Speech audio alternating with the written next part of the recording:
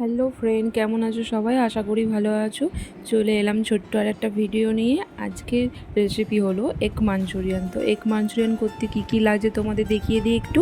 এখানে নিয়েছি আমি 5টা ডিম। 5টা ডিমকে আমি ফাটিয়ে নেবো। পরিমাণ মতো নুন নিয়ে দিলাম, তার মধ্যে একটু গোলমরিচ দিয়ে দেবো।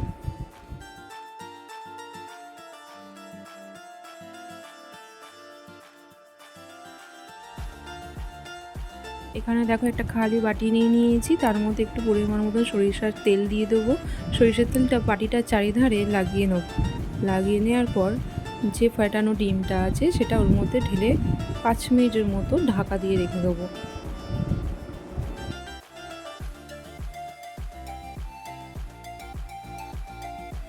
এখানে একটা ব্যাটার বানানোর জন্য আমি নিয়েছি হাফ কাপ ময়দা আর একটু 2 চামচ মতন কর্নফ্লাওয়ার, আর নিয়ে নেব পরিমাণ মতন নুন, আর একটু রেড চিলি পাউডার, আর একটু গোলমরিচের গুঁড়ো। সব কিছুকে দিয়ে একটা ঘন ব্যাটার বানিয়ে নেব। দিয়ে 15 মিনিটের জন্য এটা ঢাকা দিয়ে রেস্টে রেখে দেবো।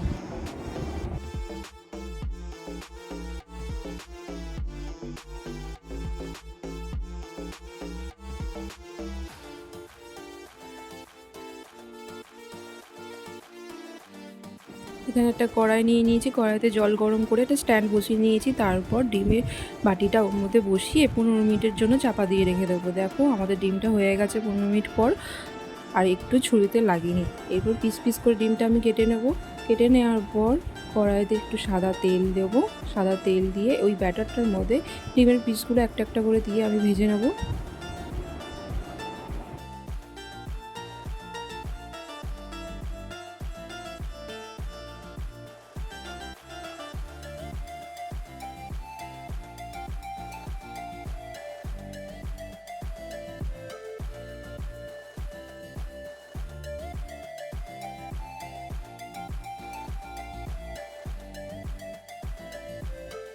সব কটা ডিমের পিস আমি এইভাবেই একটা একটা করে ভেজে নেব।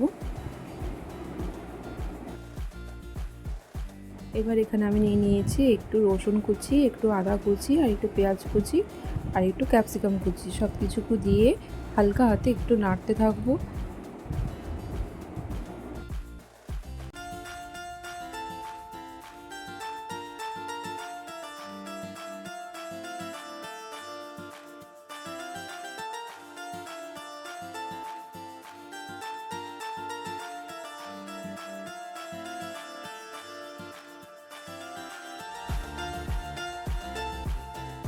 এখানে নিয়ে নিলাম আমি একটু পরিমাণ মতন টমেটো সস নিয়েছি, আর একটু নিয়ে নেবো সয়া সস, আর পরিমাণ মতন একটু অল্প নুন দেবো।